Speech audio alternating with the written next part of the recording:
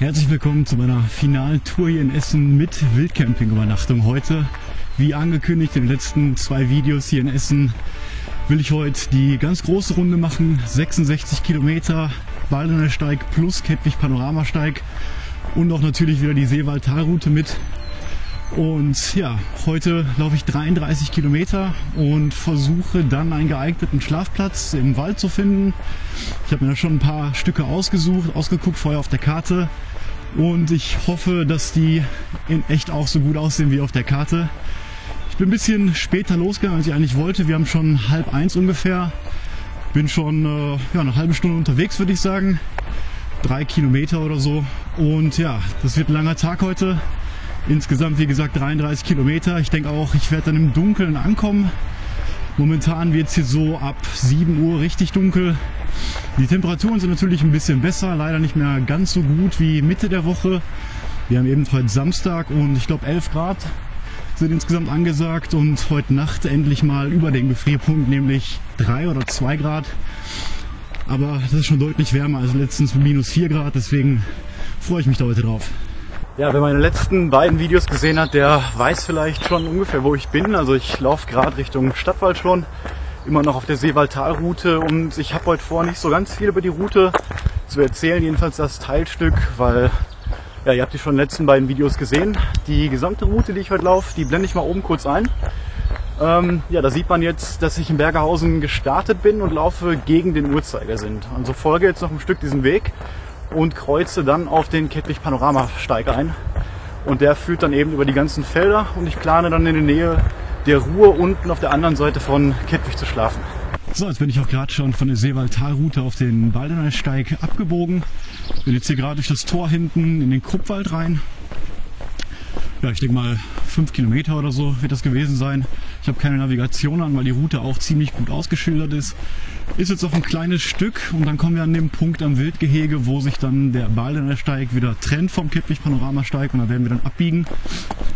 Ja, wir haben heute Ende Februar und das ist meine erste Trekking-Tour auch dieses Jahr. Ich habe zwar im Januar schon mal draußen übernachtet, weil ich ein neues Schlafsystem und ein Zelt testen wollte bei -4 Grad.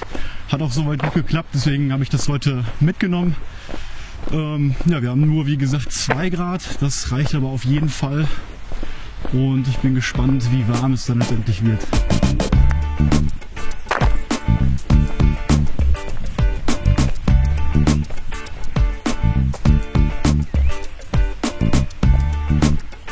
Ja, ich laufe gerade wieder an der Villa Hügel unten lang und da hoch geht es gleich hinten wieder zu dem Haupteingangstor, was wir letztes Mal schon gesehen haben. Ich habe übrigens heute so um die 4 Kilo, knapp über 4 Kilo Gewicht dabei. Damit befinde ich mich im Ultralight-Tracking auf jeden Fall und habe 3,5 Liter Wasser insgesamt mit und so um die 1 Kilo Essen. Also zusammen sind es dann etwa 9 Kilo jetzt zum Start. Natürlich wird das Wasser immer weniger. Ich habe jetzt relativ viel zum Start mitgenommen an Wasser, weil ich mir nicht sicher bin, welche Wasserquellen ich alles heute finden werde. Ich habe keinen Wasserfilter dabei. Das heißt, ich bin auf gefasste Quellen oder zur Not auf einen Kiosk angewiesen. Ich weiß, dass später ein Kiosk vielleicht kommt, aber ich wollte mich nicht darauf verlassen, was der auf hat. Deswegen habe ich auf jeden Fall schon mal für den gesamten Tag heute genug Wasser mit.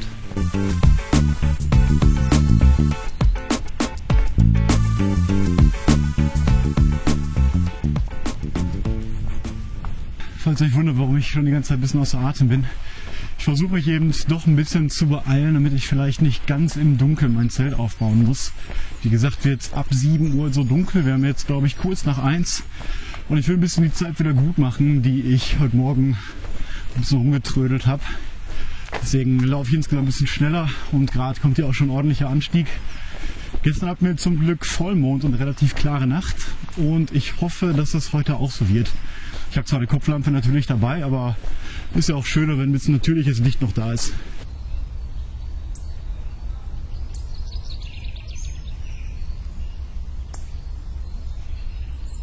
So, ich bin jetzt hier gerade wieder an der alten Krupp-Arbeitersiedlung vorbei und laufe jetzt weiter langsam Richtung endlich dem Anfang des Kettwig-Panoramasteigs.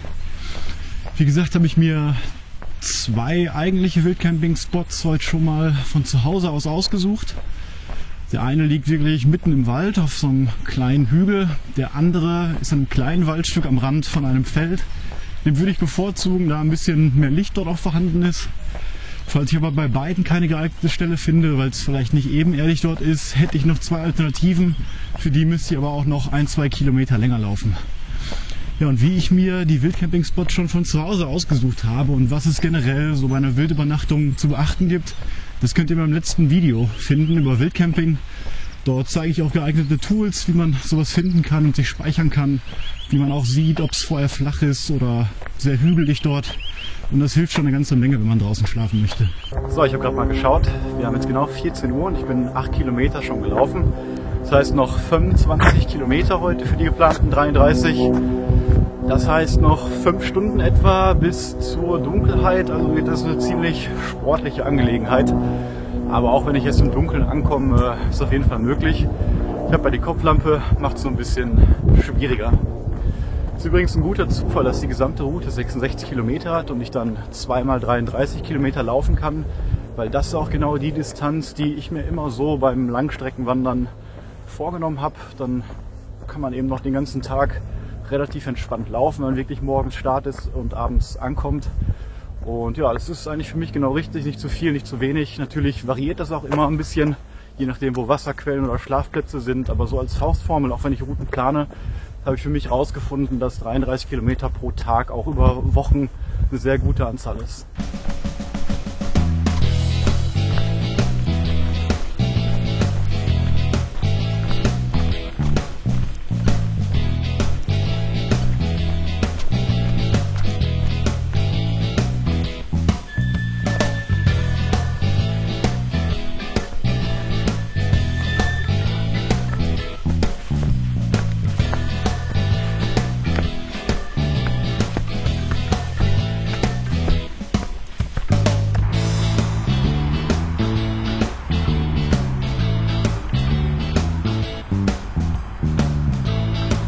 So, jetzt sind wir endlich an dem Punkt, wo wir mal einen anderen neuen Weg gehen, nämlich auf den Kettwig-Panoramasteig. Das heißt, wir folgen nicht mehr den grünen Baldeneysteig-Schildern, sondern den roten Schildern für den Kettwig-Panoramasteig. Ich bin gerade auch übrigens froh, dass die Sonne ein bisschen weg ist. Wenn man jetzt viel unterwegs war bei der Kältewelle, wo es halt also bis minus 15 Grad hier war, dann kommt ein 11 Grad in der Sonne wirklich schon viel zu warm vor allem mit der Jacke, die ich hier gerade anhab. Hab zwar nur einen dünnen Base Layer unten drunter, aber ist schon trotzdem ziemlich warm. Aber ich glaube, ab jetzt wird es auch ein bisschen kühler wieder. Ich hoffe natürlich trotzdem, dass die Sonne noch mal rauskommt.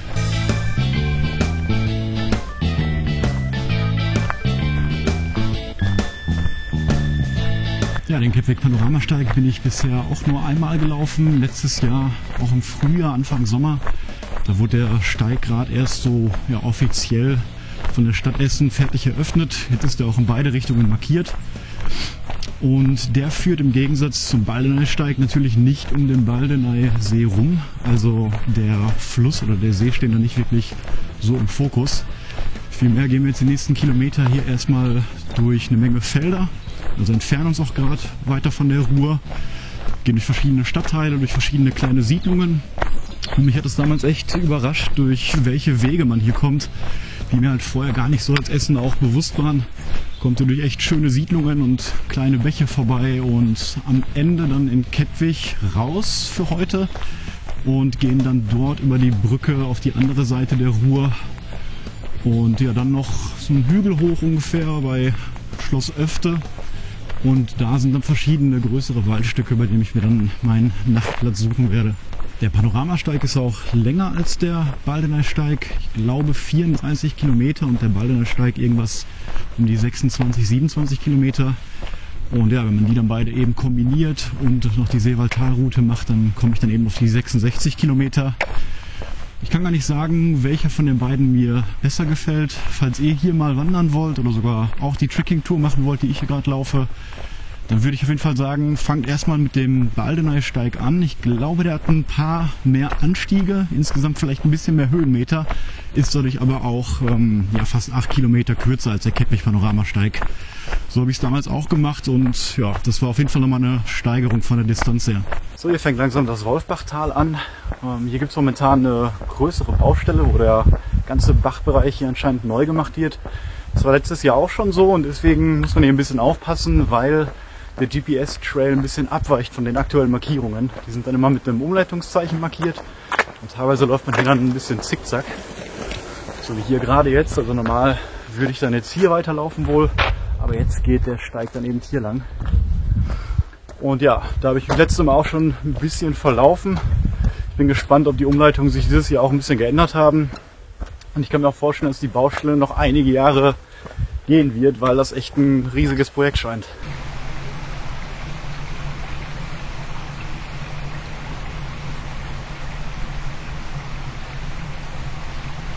Es ist wirklich schön gerade hier mit der Sonne und der Ruhe, die man in so einem Tal hat. Das ist natürlich wie bei allen Tälern hier in Essen immer ein bisschen leiser als oben, weil natürlich der ganze Straßenlärm entfällt. Und deswegen bin ich auch froh, dass der Steig hier schön durch die Ruhe, durch dieses Tal komplett am Bach entlang führt. Ja, genau wie beim letzten Mal sind die Schilder hier wieder nicht eindeutig. Hier führen gerade 3 Wege lang. Einer links von mir, einer rechts dort oben. Und die Umleitungsschilder waren so verwirrend und teilweise komplett fehlend, dass ich keine Ahnung habe, ob der Weg hier irgendwann wieder auf die andere Seite geht oder ob da gleich einfach ein Baustellenschild kommt, was mich zum Zurückgehen zwingt. Aber ich habe mich für den mittleren Weg entschlossen. Normal wäre der linke die eigentliche Route, dort waren aber auch Bauarbeiten. Also mal schauen, ich hoffe, ich muss nicht den ganzen Weg gleich wieder zurücklaufen.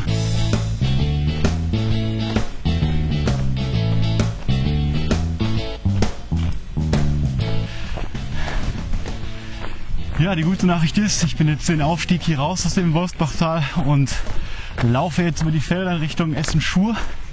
Die schlechte Nachricht ist, ich habe meinen Windschutz vorhin verloren und musste dann, obwohl der Weg richtig war, trotzdem nochmal zurücklaufen.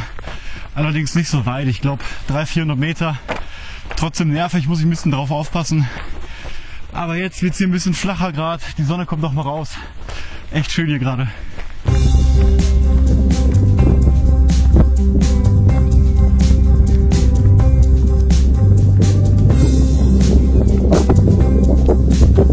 So, ich bin jetzt ungefähr ein Drittel, glaube ich, gelaufen und habe mir eine coole Bank gefunden, wo ich mich mal ganz kurz ausruhe. Also die erste Pause für heute.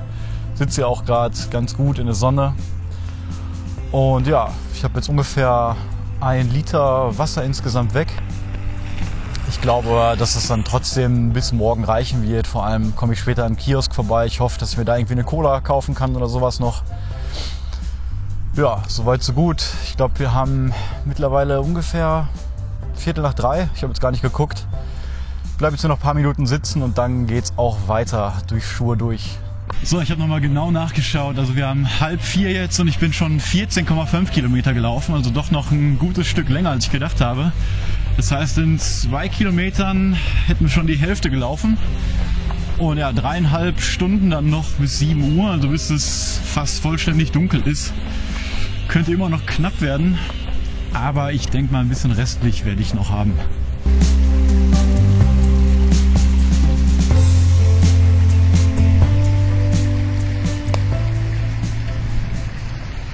Ja, das Blöde am Trekking im Winter ist natürlich, dass es neben der Kälte immer so früh schon dunkel wird. Jetzt Ende Februar natürlich deutlich besser als noch im Dezember, wo es schon um 4 Uhr komplett dunkel ist. Aber das Doofe ist natürlich, dass man immer gerne sein Lager im Hellen aufbaut. Ist einfach einfacher und ja, angenehmer. Und wenn man dann trotzdem im Winter tracken möchte und noch im Hellen ankommen will, dann sitzt man eben dann sehr, sehr lange an seinem Lager rum. Ist noch nicht wirklich spannend, weil es extrem kalt ist und die ganze Zeit dunkel. Und deswegen habe ich auch nicht so viel Wert darauf gelegt, heute unbedingt im Hellen anzukommen. Und bin echt später losgelaufen, weil ich sonst ja, einfach ziemlich lange an meinem Zeltplatz wäre. Ist natürlich auch schön in der Natur. Allerdings bin ich ja hier im Raum Essen noch sehr stadtnah und nicht jetzt im größten und schönsten Wald, den man so kennt. Ja, aber ich denke mal, wie gesagt, 7 Uhr werde ich ankommen, dann in Ruhe kochen, ausruhen und ja, dann relativ früh auch versuchen zu schlafen. Ab 7 Uhr wird es hell und dann geht es ja morgen schon weiter.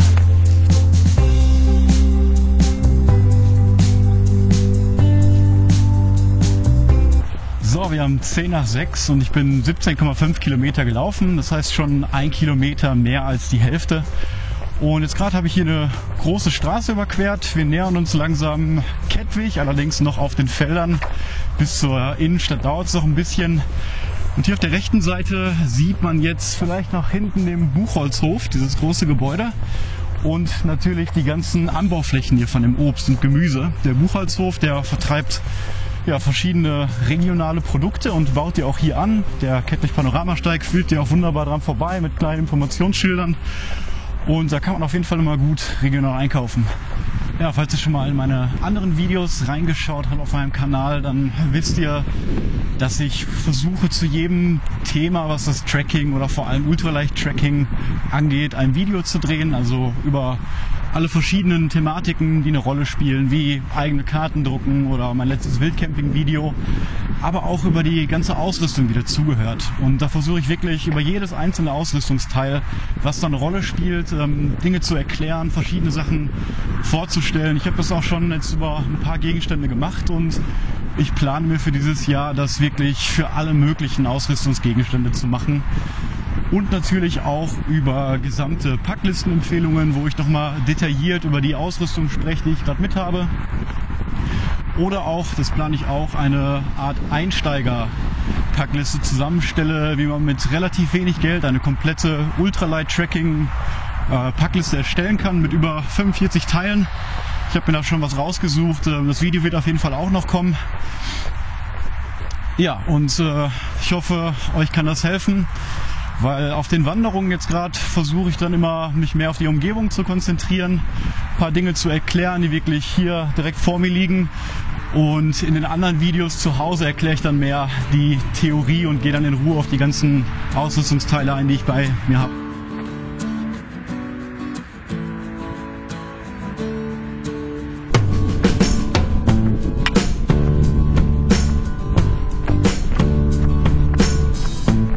Es war ein ganz schön langer Pfad hier gerade über diese Felder, aber auch sehr schön. So langsam setzt sie die Nachmittagssonne schon ein und so langsam bekomme ich auch ein bisschen Hunger. Ich denke mal, ich werde bei 22 Kilometer, also genau bei 2/3 der Route, noch mal eine kleine Pause machen und dann auch mal ein paar kleine Snacks essen.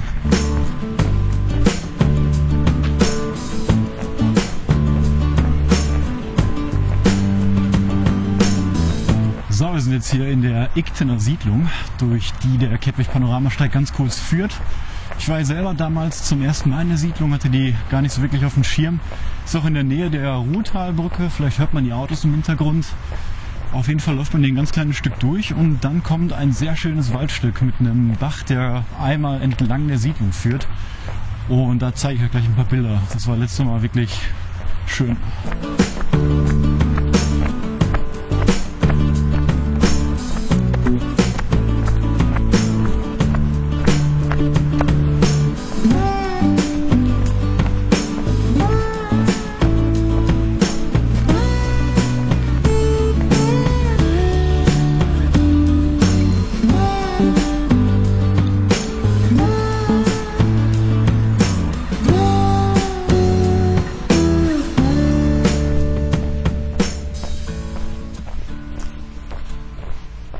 So, ich habe hier eine echt schöne Bank gefunden, direkt an diesem schönen Bachlauf und hier werde ich jetzt erstmal ein bisschen Pause machen und mal was essen. Habe langsam auch echt Hunger. Heute Morgen habe ich gegen 11 gefrühstückt und seitdem nichts gegessen. 22 Kilometer haben wir jetzt hinter uns, genau 2/3 und wir haben 4:45. Das heißt, ich habe noch ein bisschen mehr als 2 Stunden für die letzten 11 Kilometer und ich glaube, das sollte auch ungefähr hinkommen.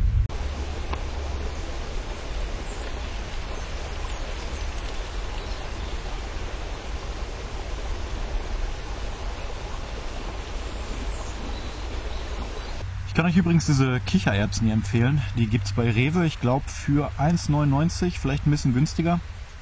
Und die nehme ich fast immer mit. Da hat ein Beutel genau 100 Gramm bei 415 Kalorien.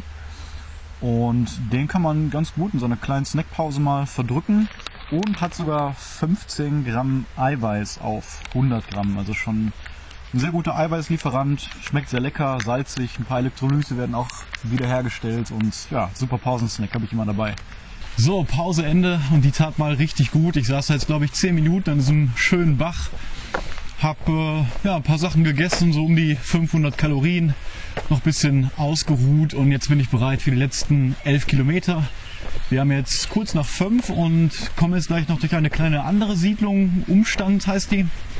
Dann geht es nochmal kurz auf den Feldweg und dann nähern wir uns auch schon der Kettwig Innenstadt, wo ich hoffe, dass da der Kiosk noch auf hat. Und dann geht es über die Brücke, über die Ruhr und dann laufen wir einen Berg hoch und dann suche ich mir dort einen Schlafplatz. Also ich bin gespannt, wie schnell es jetzt dunkel wird. Die Temperaturen nehmen langsam ein bisschen ab, aber es ist immer noch relativ angenehm. Ich habe die Kopflappe schon mal in die Hosentasche gesteckt und ja, habe alles griffbereit.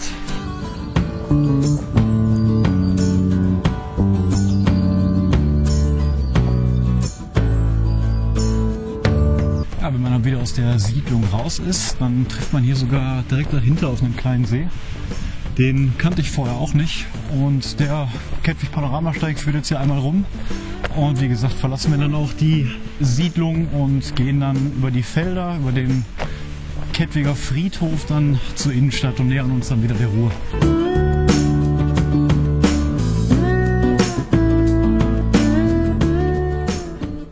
Ja, die Tour heute ist auch für mich so eine Art Auftaktstrainingstour nochmal.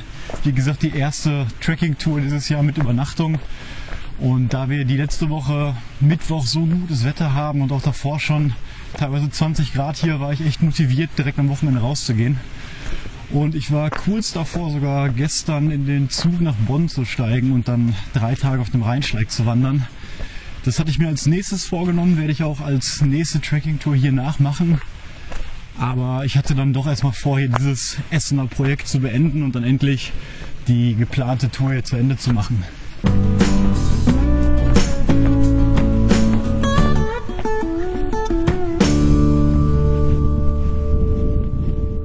Ja, wie man sieht, geht da hinten auch schon langsam die Sonne unter. Ich glaube, das sieht man sogar.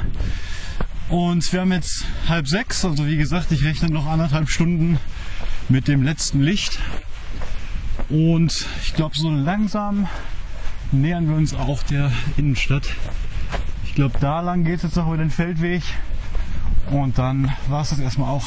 Ja, so langsam stellt sich bei mir auch wieder so eine innere Ruhe ein, die ich immer habe, wenn ich länger draußen unterwegs bin.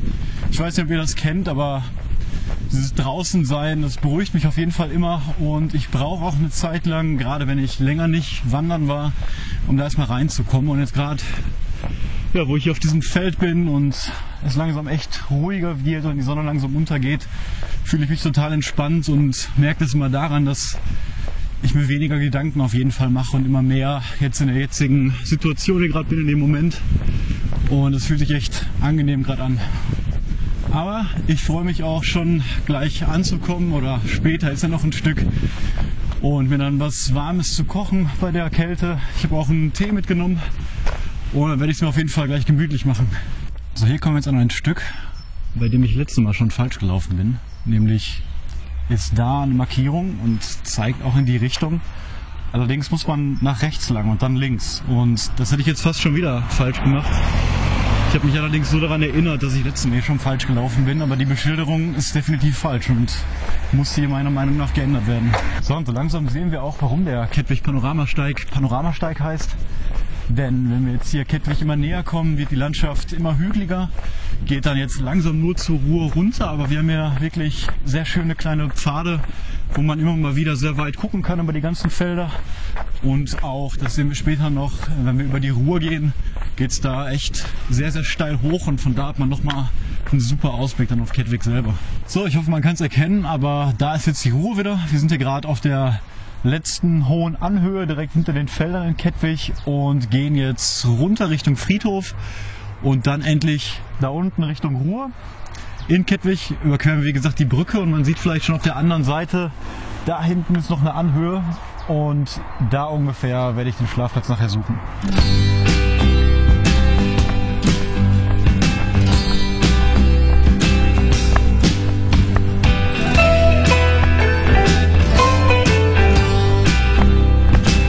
Das letzte Mal hier übrigens oben war, habe ich hier eine kleine Pause gemacht während der Aussicht und wir hatten glaube ich Juni und da kam richtig schnell auf einmal ein kleines Sommergewitter angeflogen und da musste ich echt die Pause unterbrechen und dann schnell gucken, dass ich von dem Hügel runterkomme. Hat natürlich dann auch noch geklappt und ich glaube es hat nur insgesamt 20 Minuten oder so geregnet. Aber hat mir doch schon ein bisschen Angst gemacht, dass das auf einmal plötzlich da hinter dem Hügel ankam. Ja, hier auf diesem kleinen Waldweg nochmal zum Kettwig-Friedhof findet man hier überall so Schilder, wo der Baum des Jahres gekürt wird. Das hier ist von 2,7 die Kiefer, vorhin war auch eine Rotbuche da. Und ich glaube, das gibt schon bestimmt 20, 30 Jahre, so viele Schilder sind hier. Und ja, ist auf jeden Fall interessant, immer die kleinen Schilder anzugucken, beziehungsweise auch die Bäume dahinter. Ich glaube, die werden extra dafür angepflanzt. Ja, ist auf jeden Fall nett gemacht. Ja, hier macht der Kettwig Panoramasteig seinen Namen wieder alle Ehre.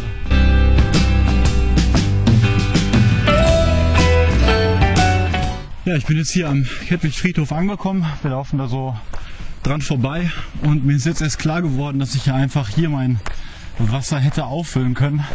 Ich denke mal, dass das möglich gewesen wäre. Ja, in einer normalen Anlage, wo man die Gießkanne auffüllt. Aber ist auch nicht schlimm. Habe ich eben die ganzen 3,5 Liter bisher noch getragen. War ein gutes Training. Ich merke gerade leider, dass ich eine kleine Wundstelle am rechten kleinen Zeh habe. Hatte ich an der Stelle noch nie. Und ja, das Problem ist, ich habe die Zehensocken von Kalenji heute an. Auch zum zweiten Mal. Und da ist es schwer, dann noch ein kleines Tape um den Zeh rumzumachen, sodass ich das ein bisschen unterbinden könnte. Ich habe jetzt aber den Schuh und den Socken einmal komplett ausgezogen, neu angezogen. Und jetzt fühlt sich auf jeden Fall nicht mehr so wund an der Stelle an. Und ich glaube, ich lasse das auch heute erstmal, bis ich angekommen bin. Und ja, werde es dann vielleicht später im Zelt mal tapen und gucken, wie das am Morgen mit den Socken klappt.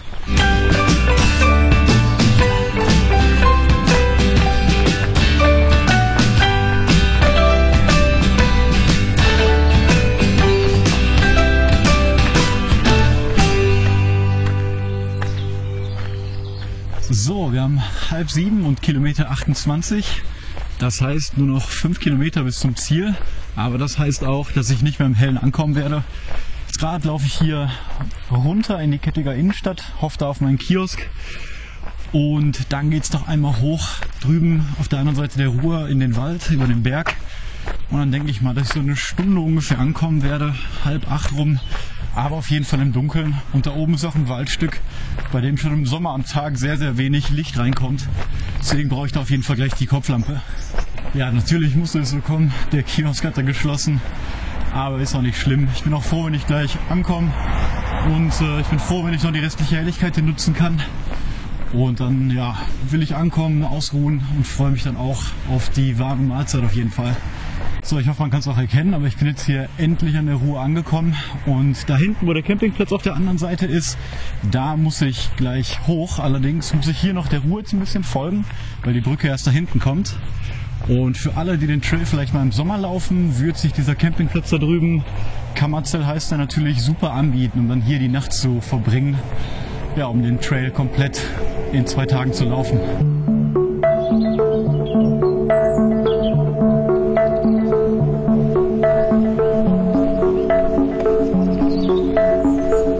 So, jetzt überquere ich hier gerade endlich die Ruhr, wie man hier sieht. Und ich glaube, es sind jetzt nach Plan noch 3 Kilometer. Es kann natürlich sein, dass ich nicht direkt an meinem ersten Spot einen geeigneten Schlafplatz finde. Und dann können es noch mal so 1 Kilometer mehr werden. Aber ja, so weit so gut. Ist nicht mehr so weit. Gleich, wenn ich oben im Wald bin, habe ich auf jeden Fall keine Laternen mehr. Und da kommt dann die Kopflampe ins Spiel. Jetzt bin ich im letzten Waldstück. 2,5 Kilometer noch über den großen Hügel. Vielleicht sieht man Kettwig im Hintergrund. Ich habe die Kopflampe auf und ich glaube, ich werde jetzt erstmal durch den Wald gehen. Ich kann da schlecht während des Laufens mit der Kamera auf mich leuchten, weil sonst sehe ich nichts mehr. Deswegen melde ich mich gleich noch einmal, wenn ich oben bin, und dann wird der Schlafplatz endlich gesucht. Hier geht es nochmal ganz schön hoch, insgesamt 160 Meter habe ich gerade mal geschaut. Und hier hat man gerade wirklich eine wunderschöne Aussicht über die Ruhr nach Kettwig. Ich hoffe, das sieht man noch ein bisschen auf der Kamera. Ich habe schon ein gutes Stück gemacht, aber ein bisschen fehlt noch. Ich melde mich gleich, wenn ich einen Platz gefunden habe. So, Home Sweet Home. Ich habe endlich einen Platz gefunden. Der Weg war echt sehr dunkel, also ich war froh um die Lampe. Und ich glaube, wir haben jetzt kurz vor 8 und ich habe einen Spot gefunden, der sehr licht ist, ein bisschen lichter als gedacht, aber dafür an einem Feld ist. Ich bin noch hinter ein paar Bäumen, aber schon sehr offen. Aber das ist kein Problem, weil ja, wir haben schon sehr spät, hier kommt maximal vielleicht noch jemand mit seinem Hund irgendwie lang. Und morgen werde ich mir früh den Wecker stellen, bei Sonnenaufgang direkt wieder aufbrechen. Ja, jetzt ziehe ich meine Lagerkleidung an, weil wenn ich so sitze, wird es natürlich ein bisschen kalt und dann baue ich mein Zelt auf und dann wird gekocht. Wir haben jetzt 8:30, ich bin mit dem Zeltaufbau fertig und ich habe mich gerade ein bisschen von dem Zelt nochmal entfernt, weil ich habe gesehen, auf der anderen Seite in der Nähe waren ein paar Jugendliche, haben Musik gehört und da will ich nicht unbedingt dann meine Position verraten.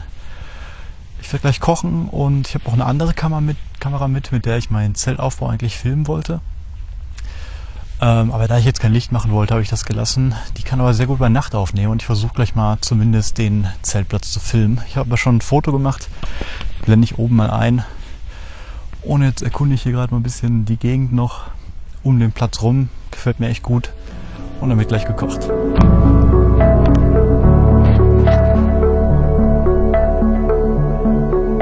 So, ich habe mich jetzt hier ein bisschen eingerichtet. Wir haben jetzt 9 Uhr. Habe mir einen kleinen Baumstamm geholt als Sitzbank und eine kleine Kochstation. Ich habe jetzt mal hier ein kleines Licht wenigstens angemacht, so dass man ein bisschen kochen kann. Und ja, da werde ich jetzt mal mir meine Track-and-Eat-Nahrung fertig machen. Da habe ich heute Spaghetti-Gemüse bei. Das gleiche, was ich letztes Mal auch schon machen wollte.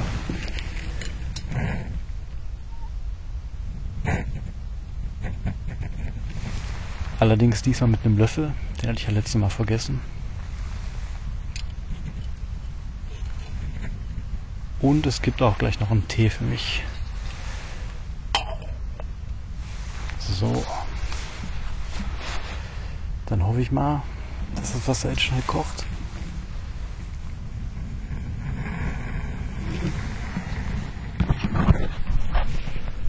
Ich gucke mal, aber ein bisschen mit der Kamera sieht, aber ist einfach zu dunkel und jetzt hier mehr leuchten will ich gleich nicht. Aber wie gesagt, ich werde gleich nochmal versuchen, mit der anderen Kamera ein paar Nachtaufnahmen zu machen. Nochmal der Versuch, mit der Nachtkamera ein bisschen was zu filmen. Ich denke aber mal, dass es trotzdem zu dunkel sein wird. Aber vielleicht kann man ein bisschen was von der Umgebung hier erkennen.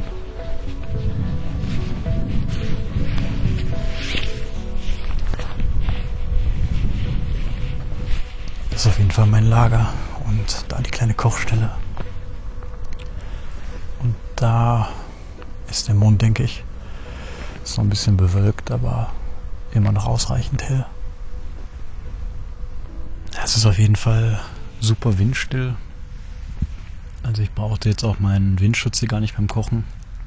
Die Baumstämme, die da rum sind, die reichen jetzt vollkommen.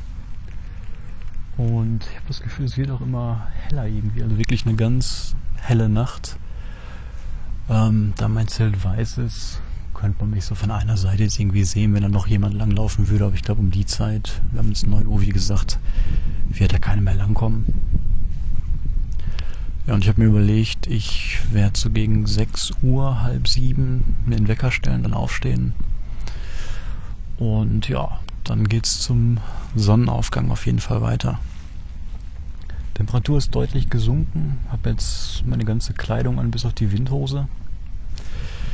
Aber ist noch total erträglich. Ich sitze jetzt hier noch draußen, bewege mich nicht und ja, ist ein bisschen kühl, aber gleich im Zelt, im Schlafsack passt das auf jeden Fall.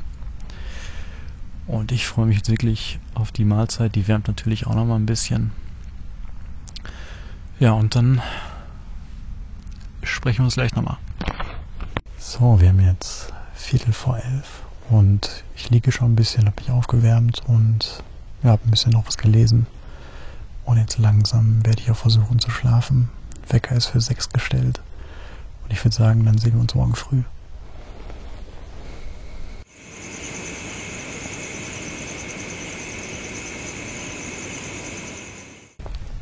Guten Morgen. Wir haben jetzt 6:20. Ich bin schon ein bisschen wach. Und ich stehe jetzt auf und baue das Zelt ab. Und dann erzähle ich euch, wie die Nacht war.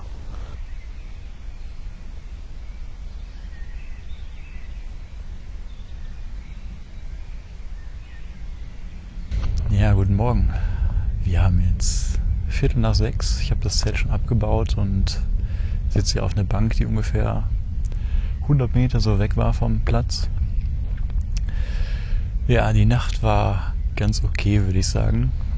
Ich habe nicht so viel geschlafen, war auch nicht richtig im Tiefschlaf, aber das habe ich meistens immer bei der ersten Nacht so draußen. Mein Spot war an sich ganz gut, war nicht ganz ebenerdig, also es ging ein bisschen bergab. Ich habe das dann mit meiner Jacke ausgeglichen und die dann unter die Matratze gelegt. Es gab eine nervige Maus heute Nacht, die immer an die Zeltwand ging und rein wollte. Ich glaube, die war scharf auf die Kekse, die ich mit hatte. Ansonsten hat ein Hahn hier schon gekräht ab, ich glaube 10 nach 3, der hat mich ein bisschen wach gehalten. Also hauptsächlich habe ich so von 12 bis halb 3 oder 3, glaube ich, geschlafen. Aber ich fühle mich trotzdem relativ fit, ausgeruht. Ich lag ja jetzt auch fast 8 Stunden im Zelt, glaube ich. Und ich habe meine Sachen zusammen. Ich warte jetzt noch ein bisschen, dass es langsam heller wird. Werde mich dann warm laufen und dann, wenn es ein bisschen heller ist, dann freue ich mich gleich auf einen schönen warmen Kaffee. Ja, da wollte ich mir doch da schon auf der Bank gerade einen Kaffee machen, weil es irgendwie schon relativ warm war. Ich glaube 4 Grad oder so, also es ging echt im Sitzen. Und habe dann meinen Kocher ausgepackt und mir schon mal mein Instant-Kaffeepulver eingeschüttet. Und dann ist mir aufgefallen, dass mein Kocher weg ist, mein kleiner Gaskocher. Ich hatte nur noch die Kartusche. Ja, und dann habe ich den Rucksack durchsucht und alle Beutel und bin nochmal zurück zum Schlafplatz, ob der da liegt. Aber der liegt da nicht und ich glaube, ich habe den im Zelt liegen lassen und mit dem Zelt dann unten im Rucksack drin verstaut. Deswegen bleibt die einzige Möglichkeit jetzt hier meinen Instant-Kaffee kalt zu trinken. Schmeckt auch genauso eklig, wie es sich anhört, aber macht auf jeden Fall wach schon mal. Ja, wie man sieht, geht hier auch gerade schon sehr schön die Sonne auf. Und ich werde jetzt anfangen, den Trail zu laufen. Ich werde irgendwann über die Werdener Brücke gehen und da ist ein kleiner Bahnhof mit einem Kiosk und ich hoffe, dass ich mir dann was Warmes zu trinken mal holen kann. Bis gleich.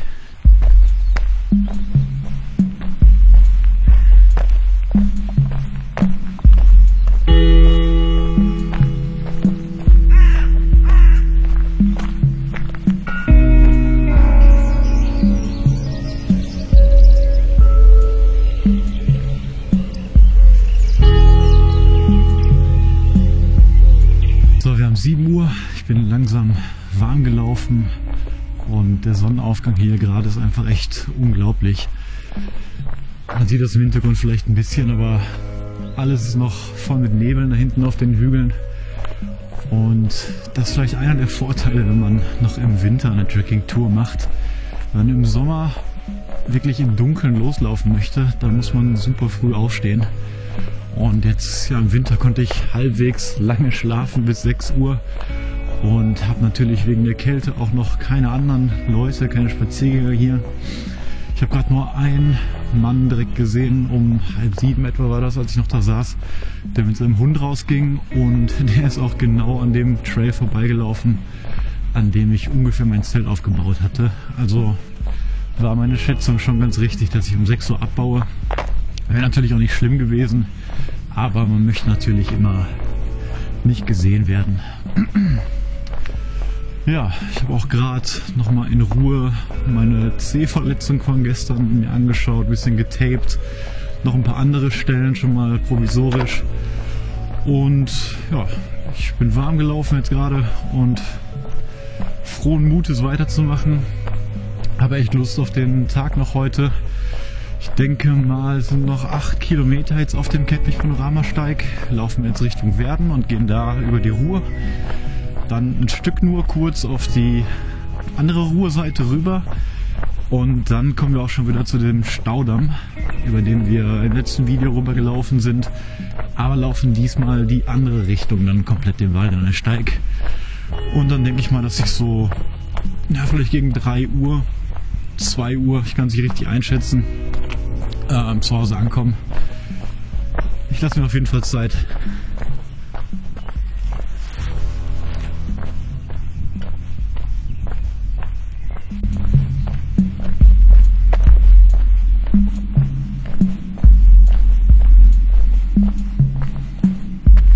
Es ist echt unglaublich, wie viel schöner doch einfach ist hier in so Wäldern. Wenn es noch so früh ist im Morgengrauen.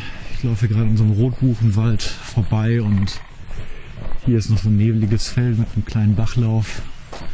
Und ich habe mal vorhin geschaut, ich habe ungefähr noch 0,7 Liter Wasser, vielleicht 0,8 Liter. Und ich plane auf dem Werdener Friedhof dann das Wasser nachzufüllen. Ich weiß nicht genau, wie weit das ist, wie viele Kilometer, aber ich denke mal, es sollte noch mit dem Wasservorrat passen.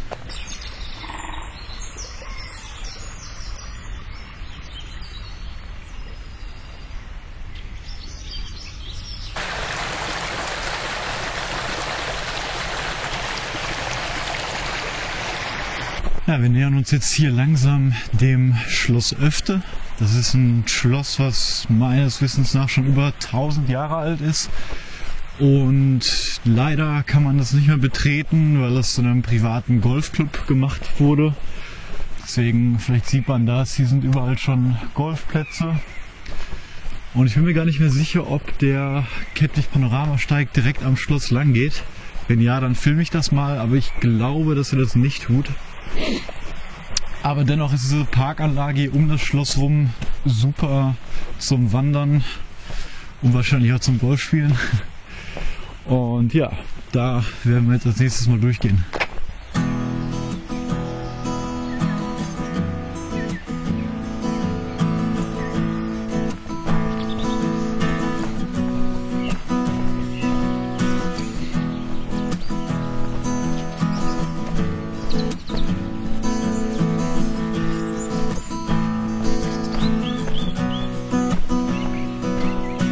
Ja, spätestens jetzt ist mir warm. Da kam noch ein ziemlich heftiger Anstieg. Und so langsam kommen auch die ersten Sonnenstrahlen. Ich merke auch direkt, vor allem in den Händen, wie es deutlich wärmer wird. Ich glaube, heute sind 9 oder 10 Grad als Höchsttemperatur angesagt. Und ja, so ziemlich perfekt für das, was ich gerade anhabe, würde ich sagen.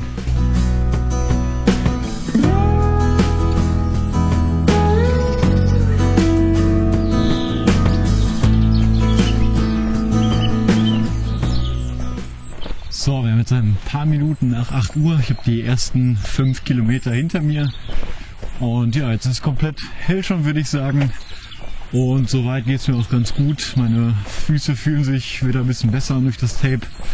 Ich habe allerdings ein bisschen Muskelkater, würde ich sagen, in der Hüfte. Es kann daran liegen, dass ich meinen Hüftgurt gestern ein bisschen zu hoch die ganze Zeit umgeschnallt hatte. Oder auch, weil ich heute Nacht so uneben auf der Matte lag.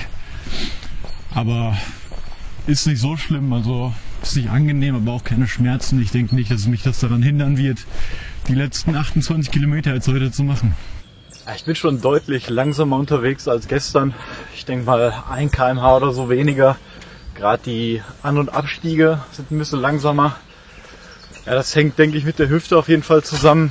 Und ich würde auch jedem empfehlen, wenn ihr eine Mehrtagestour macht und ihr wisst vielleicht schon, was euer tägliches Pensum ist, was bei mir jetzt so um die 33 Kilometer wäre, am ersten Tag nur 2/3 der Tagesleistung zu machen. Das habe ich meistens auch auf längeren Touren vorher immer so gemacht. Führt halt dazu, dass man den Körper am ersten Tag nicht direkt überstrapaziert und dann Muskelkater oder ähnliche Erscheinungen hat. Und ist dann auch angenehmer. Also bei mir wären es dann ungefähr 20 Kilometer am ersten Tag. Aber ich wollte ja auch ein bisschen trainieren und mich selbst herausfordern. Deswegen dachte ich mir, ich mache direkt mal 33 am ersten Tag. Und ja, ich bin davor 2 Wochen, glaube ich, nicht gewandert. Hat man dann schon wieder gemerkt. Aber noch alles im grünen Bereich.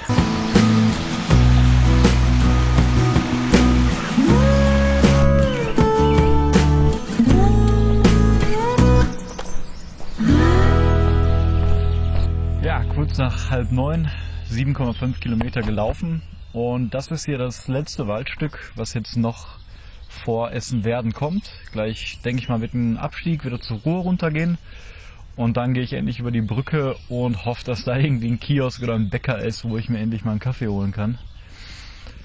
Ja, und dann ist es, glaube ich, noch 1 Kilometer und dann geht es weiter auf dem Waldener Steig.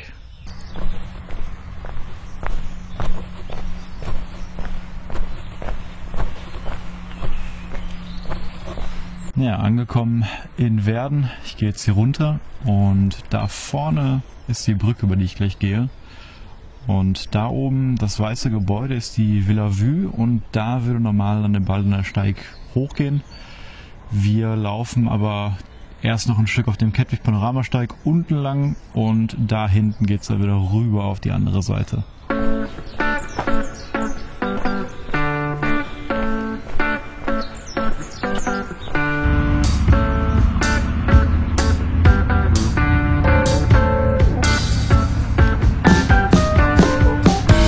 So, endlich mal Glück gehabt. Der Kiosk da am Bahnhof hat genau um 9 Uhr aufgemacht. Wir haben jetzt kurz nach 9.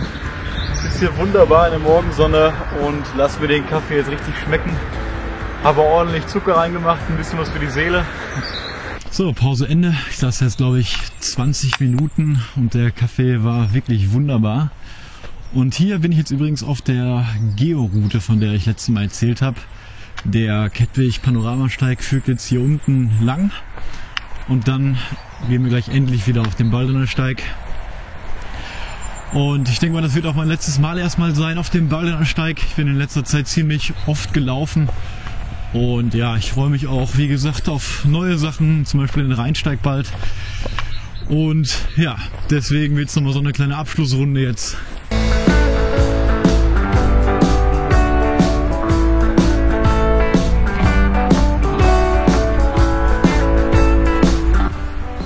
So, und hier verlassen wir jetzt den Kettwig Panoramasteig. Der würde jetzt links hochgehen. Da sind wir übrigens letztes Mal auch hergekommen. Und ja, ich biege jetzt hier geradeaus auf den Baldener Steig wieder ab und gleich dann über die Staumauer.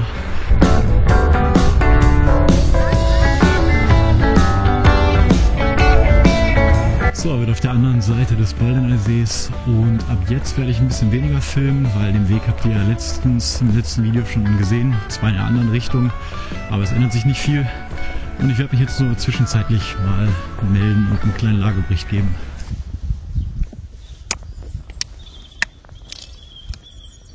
Ja, aus irgendeinem Grund ist die Friedhofsquelle hier trocken. Das heißt, ich muss jetzt mit meinen restlichen 300 Milliliter Wasser erstmal auskommen. Gerade noch einen großen Schluck getrunken, also mal schauen, wie weit ich damit komme. So, 20 vor 11, fast 14 Kilometer jetzt. Bin gerade wieder auf der Anhöhe gegenüber der Villa Hügel und jetzt geht es wieder auf die Felder zu Fischlaken. Es fällt mir auf jeden Fall nicht mehr so leicht wie gestern, aber ist noch soweit alles gut. Bin aber auch froh, wenn ich ankomme heute Abend oder heute Nachmittag. Aber bei dem Wetter macht es natürlich trotzdem Spaß.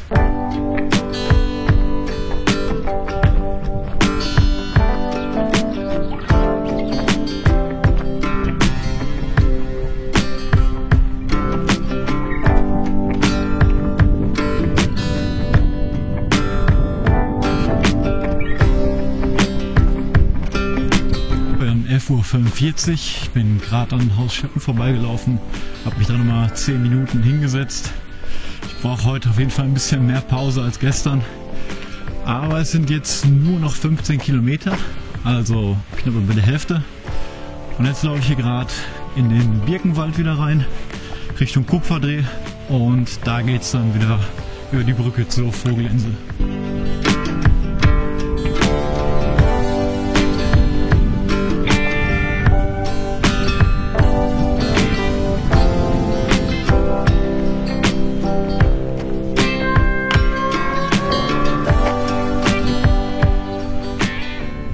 So, noch mal eine kleine Snackpause hier gemacht. Mir ist aufgefallen, dass ich noch gar nicht richtig viel heute gegessen habe.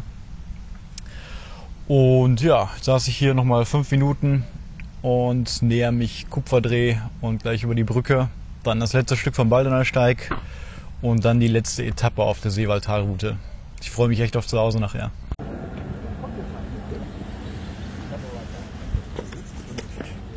So, ich glaube, ich habe mich die ganze Zeit lang nicht mehr gemeldet. Wir haben mittlerweile jetzt 3 Uhr oder kurz nach 3 und ich brauche nur noch 6 Kilometer zu laufen. Ich bin langsam echt fix und fertig und ja, die letzten 2 Stunden waren echt eine große Herausforderung. Ich habe schon deutlich Schmerz in den Hüften, in den Füßen und hatte eben das Problem seit dem Friedhof, dass ich kein Wasser mehr hatte. Und dann bin ich auf einen Kiosk gestoßen, bei dem aber so eine lange Schlange war, dass ich mir dachte, gut, dann gehst du zum nächsten. Der kam aber nicht und ja, die Sonne hat auch zugenommen und ich war schon leicht dehydriert, glaube ich. Aber dann, wie ihr vielleicht im letzten Clip kurz gesehen habt, war da noch ein kleiner Shop und da konnte ich mir dann 2 Becher Cola gönnen. Und die geben mir jetzt nochmal die letzte Energie, die ich brauche, um die 6 Kilometer zu schaffen. Ich freue mich unglaublich auf zu Hause und ja, will auch gar keine Pause mehr machen, obwohl ich eigentlich will, aber ich will jetzt endlich zu Hause ankommen.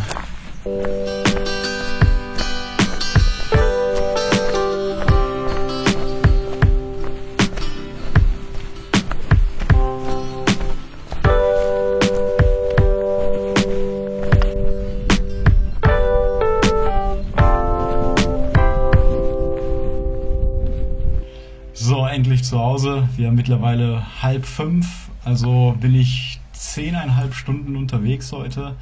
Und zusammen mit der Übernachtung und gestern, ich bin gestern um 12 losgelaufen, sind das dann 28,5 Stunden. Und ja, wie gesagt, ich bin fix und fertig. Die letzten Stunden waren echt die Hölle. Gestern war eher so ein Abenteuertag mit dem Wildcamping und im Dunkeln Spot finden. Und heute war es einfach nur eine unglaubliche sportliche Herausforderung und ja, ein Kampf gegen mein Durchhaltevermögen und gegen meine Willenskraft. Ich habe das deutlich unterschätzt, muss ich sagen, die beiden Routen oder die 3 Routen zusammen zu laufen.